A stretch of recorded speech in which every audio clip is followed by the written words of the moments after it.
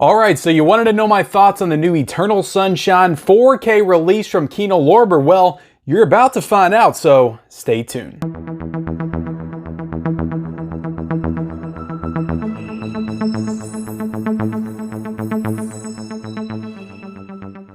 Eternal Sunshine of the Spotless Mind is a 2004 science fiction drama directed by Michael Gondry, written by Charlie Kaufman, starring Jim Carrey and Kate Winslet, as Joel is stunned to discover that his girlfriend, Clementine, has had their tumultuous relationship erased from her mind. Kino Lorbra presents this film with a new 4K restoration with Dolby Vision and HDR10. What is up, everybody, and welcome back to the Mid-Level Media channel. I am Ken, and today, guys, I'm going to be reviewing and talking about Eternal Sunshine of the Spotless Mind, this latest Kino Lorbra 4K release, and I'm excited to get into it because first off, you guys wanted this review. I put a poll up a few days ago. I said, of all the upcoming 4K releases that are coming out or have come out in the past week, what do you guys want to see my thoughts on or my review of next? And you said Eternal Sunshine. We won it. 33% of you guys, I think like 250 to 300 people voted that they wanted Eternal Sunshine. So you better watch this review. You better watch the entire thing. I don't care if I go 20, 30 minutes talking about Eternal Sunshine. Before we get into it, of course, hit the subscribe button. If you like 4Ks, Blu-rays, physical media, talking about the movies that you love, movies, entertainment, all that kind of stuff. You like that kind of thing, hit the subscribe button. We do all kinds of that here on this channel. Also, be sure to like this video and comment down below your thoughts on Eternal Sunshine. Is this one of your favorite movies of all time? Because I feel like it's one of those movies to some people. Some people really love this film. And also let me know if you purchased this latest Kino Lorbra 4K transfer as well. Kino Lorbra, man, they have just been killing it with the 4Ks this year, and they continue to do so, just putting out so many great 4K releases. I'm going to let you know if this one's worth it. So we're going to talk about the movie, we're going to talk about the transfer, we're going to talk about features and audio and all that stuff. But yeah, let's start with the movie. I have an interesting history with this film. I remember watching this when it came out in 2004. I don't know if it went to the theaters or anything. I remember watching it at home though. We rented it. My wife now, but my girlfriend back then. We rented it. It was around the time I graduated high school. I think it might have been. It came out in the summer or fall of that year. It was sometime then, 2004. But that was the year I graduated. But anyway, I don't know if I guess I just wasn't ready for a movie like this back then. I just remember thinking this is very weird and out there. I watched it because Jim Carrey was in it, and I love Jim Carrey, even though I knew going in it was like a serious drama. But then it got really weird with some very strong like science fiction vibes, and I just remember not being on board for that at the time. So we turned it off like halfway through. I was like, what the hell is going on? Elijah Wood's here, you got Mark Ruffalo, like Kirsten Dunst is there. I was like, what's going on? We're like, there's so many weird sequences that are cutting to other weird sequences. Nothing fits together, nothing makes sense. And yeah, I guess I just wasn't really paying attention. But anyway, went back again. I've been talking about this movie ever since it's been announced. I was like, I'm gonna get it. I'm gonna give it a second chance. I'm gonna rewatch this thing, see if my opinion changes. And what I will say is my opinion has changed drastically. For one, I actually finished the movie. I actually got through the entire film. And for another, I got something from this film this time. I learned to appreciate it for what it is. I don't love this movie. I don't think it's a movie that you necessarily are going to love the first time you see it. I feel like this is one of those movies that's going to require repeat viewings because by the time we get to the end, I'm never sure the entire duration of this film, the entire runtime, if I'm actually emotionally invested in what's going on screen between the relationship between the two characters, Jim Carrey, Kate Winslet. I'm never sure if I'm actually invested in their relationship. So by the time you get to the end, and there's some reveals at the end that honestly, they kind of got me. They kind of blew my mind a little bit. I was like, oh, okay, so that's what they're doing here and there, and it kind of all came together for me. So I wasn't really confused by the film, but I just got to the end and I was kind of like, huh. I don't know if I care enough. I don't know if I'm emotionally invested enough to call this movie a masterpiece or say it's great or that I love it. But what I can tell you is I do appreciate it a lot more than I did back when I watched in 2004, and I actually got what was going on this time. And maybe that's because I've checked out some of Charlie Kaufman's other films and screenplays. You got Being John Malkovich. I love that movie. I loved that movie the first time I watched it. Watched it for the first time a couple years ago. He wrote that movie. And I think Spike Jonze directed that film. So Adaptation with Nicolas Cage is a movie that I wanted to get to for Nicolas Cage month, but never got to. I think he directed that one. And then he directed the most recent Netflix film, I'm Thinking of Ending Things. And I didn't love that. I loved parts of that movie. Like the part that everybody says they hate in that movie is the part that I love, the whole car ride. With Jessie Buckley and Jesse Plemons just driving to her parents' house. Like, I love that whole sequence. And then it gets very weird. It's very Eternal Sunshine. Like, I can draw like really strong comparisons between the two, but he directed that film as well. He's a great writer. Like I said, by the time you get to the end of this film, you completely understand all the pieces were set up in the beginning and all the way through the film. So it's a very strong screenplay just from a writing perspective. But again, I go back to the characters. Are they not necessarily likable enough, but do they have enough chemistry? Do they have enough emotional resonance in what they're putting out there to get me to really care about this film and this story? So I liked it, but I didn't love it. The movie itself, it's a very surreal, dreamlike experience. It feels like a bizarre amusement park ride, as much as it does like an actual like serious romantic drama. Like, this is a movie that I would not recommend watching this movie if you're like in the middle of a breakup, because it hits on some seriously dark relationship themes, and something that, you know, me myself being in a relationship for almost 20 years now with my wife, definitely understand parts of their relationship and how a relationship can get to a toxic place at certain points in times. Like, it goes to some seriously like dark and depressing places, but there's also some very, you know, cute and uplifting moments. I'm not saying it goes like into full romantic comedy territory, but there's more of a whimsical aspect to this film. It's not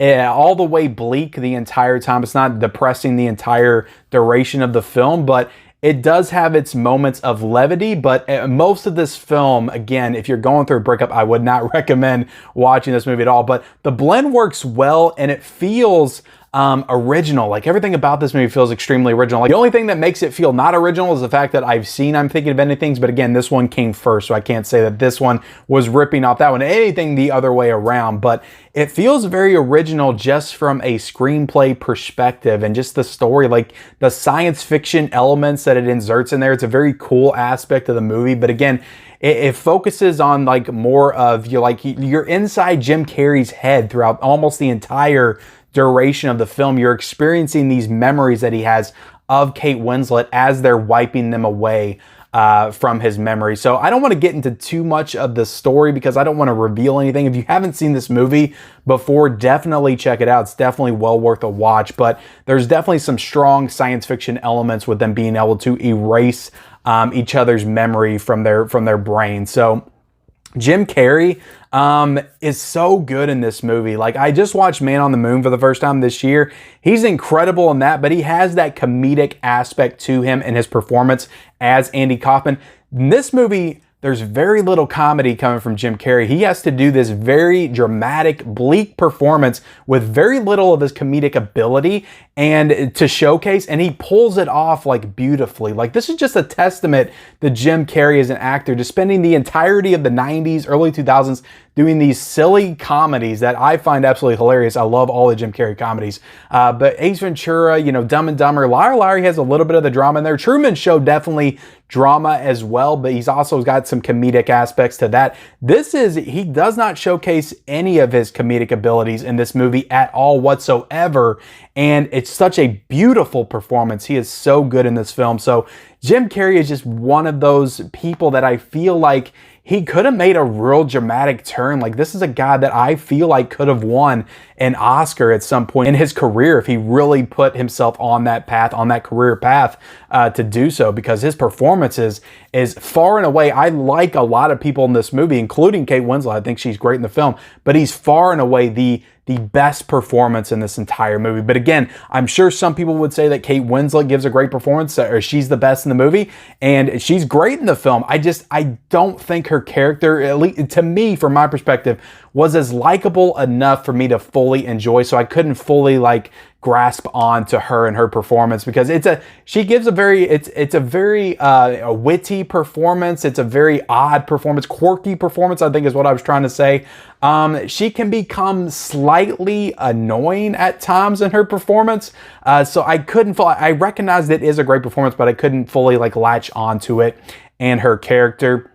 But they have terrific chemistry together. Like her and Jim Carrey are great because they're two ends of the spectrums. Like you would never anticipate these two actors like getting together in a romantic movie. You got Kate Winslet, who did like all serious dramas throughout her entire career. I'm sure there's something here and there she did that wasn't a serious drama, but that's all she's done. And then Jim Carrey's doing mostly fart joke comedies for the most of his career. So to see these two actors come together in a movie like this could feel very bizarre and very weird and very strange, but it doesn't. It feels like it fits because they have such great chemistry together. And you just never would have thought that out of these two, but I completely buy their love and their romance and the downfalls and the upswings and everything that happens in this movie. I think they're absolutely terrific together, but it's never really clear. And again, I don't want to say this is a problem I have with the movie, but it's never really clear whether or not you're supposed to actually root for them as characters or as a couple, which also could be kind of the beauty of it. The fact that it is left a little bit ambiguous by the time you get to the end. It's like, am I supposed to want you guys together, but your relationship's kind of toxic, so maybe you're better off not being with each other. Maybe you're better off having your memories wiped and not remembering each other. So it's never really clear by the time you get to this movie whether or not you're supposed to be on the side of should they get together or should they not. But maybe that's the beauty of it, again, like I said. But nice supporting cast in this movie. You got Mark Ruffalo, you got Kirsten Dunst in this film, you got Elijah Wood. So really great cast. You got I'm trying to think of the other actor's name, I didn't write him down. Tom Wilkinson's in this film. You got David Cross is in this film as well. Really great cast. Everybody's really good in this film. Everybody's providing great supporting performances. Nobody really like takes away. You have all these big actors, and like this was the year after Elijah Wood did Lord of the Rings. All these huge actors in the movie. Kirsten Dunst was doing the Spider-Man films at this time, but they never feel like they're overshadowing the centerpiece performances of Jim Carrey and Kate Winslet in this film. So great visuals and cinematography. This movie is really beautiful. Just every frame, every screenshot, like just the iconic scene. It's even on the cover of the film with them laying on the ice, the iced over lake, and just that whole shot and sequence and just the things that it does in the movie. It's a very creative cinematically filmed because it does a lot of the real dreamlike, almost Inception-like sequences of stuff where they're in the dream world and then stuff's just getting yanked away and stuff. Just the scene transitions, the editing is just top notch in this film. So got to give it big credit for that for sure. Again, I get why people call this a masterpiece. I really do. Maybe upon a couple more rewatches, I might get there too. But as of right now, there just wasn't enough there for me to fully connect to the story and the movie like I wanted to. So I'm going to give it a 4 out of a 5. Again, I really enjoyed it. I'm not crapping on it at all, but I didn't fully connect to it like I wanted to. But definitely I connected to it more than I did back in 2004. I was 18 back then, by the way. So it's just, I don't feel like my film sensibilities were I was watching Kevin Smith movies and Halloween and Jason and all that stuff back then. And that was pretty much it. That made up the bulk of my film diet. So I'm trying to fix that now, remedy that now by going back and watching some of these films that I missed out on before that everybody says are masterpieces. So getting into the actual transfer by Kino Lorbra, I thought this was a great transfer. It is approved by the cinematographer, Ellen Kuras.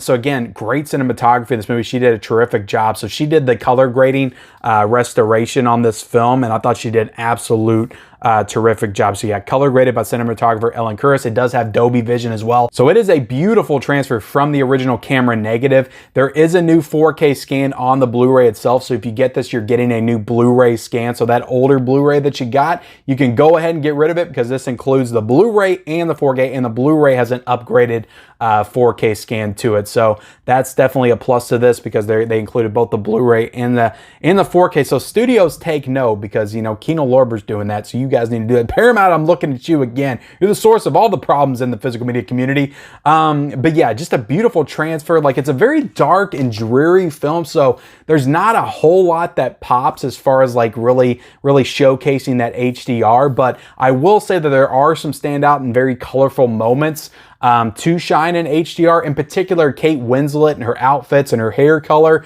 Like every single time she changes her hair color, like it really pops against the background. That dreary, you know, a dull background. Like she absolutely pops in every scene she's in because it feels like she's the only one that has any like color to her in the entire film. Everything else is just very dark and dreary and bleak. So great transfer. Kino Lorbra knocks it out of the park. They've been knocking it out of the park all year, last year as well with their 4K transfers, and they continue to do so with Eternal Sunshine of the Spotless Mind. Now getting into the audio, there is a 5.1 and 2.1 DTS master audio available, so both tracks are available. I'm still listening to it on a soundbar, so I can't experience that full audio experience, but those are available if you do have those setups. There is one new special feature, which again, I'll give it credit because a lot of the studio releases will not even bother to add one new special feature, and I always complain about it, but this one does. You get a brand new special feature with the cinematographer Ellen Kuras, which she talks about the development of this film and the process of doing the cinematography and all the inventive, unique shots that they have to set up throughout the film, which there are tons of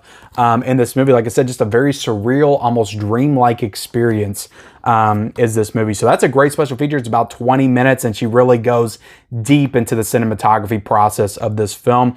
Everything else on here is past release special features from previous Blu-rays and DVDs, all that stuff. There's a really cool special feature with Jim Carrey and Michael Gondry reflecting on the movie, but it is an older special feature from the past. There's a conversation with Kate Winslet, Michael Gondry as well. So you got the stars of the film and the director. You got audio commentary with the director and the screenwriter, Charlie Kaufman. Did get a chance to listen to that one, but I'm sure that's a really interesting commentary as well, because Michael Gondry and Charlie Kaufman came up with this story together, but Charlie Kaufman did the screenplay and Michael Gondry directed the film. So they pretty much from the ground up created this story and you know, did the screenplay and directed this film together. So this is all them. Like, this is not based on a novel or anything like that, at least as far as I know. Maybe it is, but again, it says story by Michael Gondry and Charlie Kaufman. But some great special features, again, deleted scenes, theatrical trailers, and all that stuff. But all of them are archival special features, and then you get that one new special feature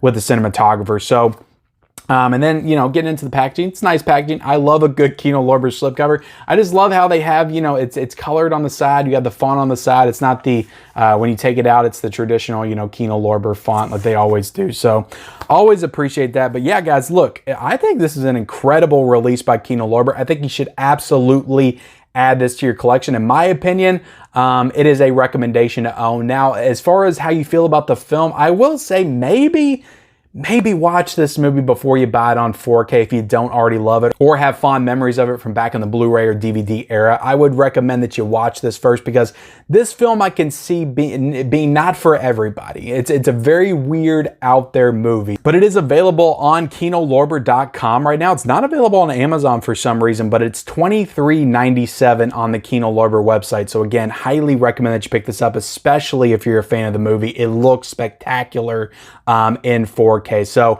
that is my review of Eternal Sunshine of the Spotless Mind on 4K. Hope you guys enjoyed it. Please, in the comment section below, let me know your thoughts on the movie. Like this video, subscribe to my channel if you haven't already. Turn on those bell notifications for all future videos, and follow me on all my social media accounts. Those links are in the description, and we'll see you next time.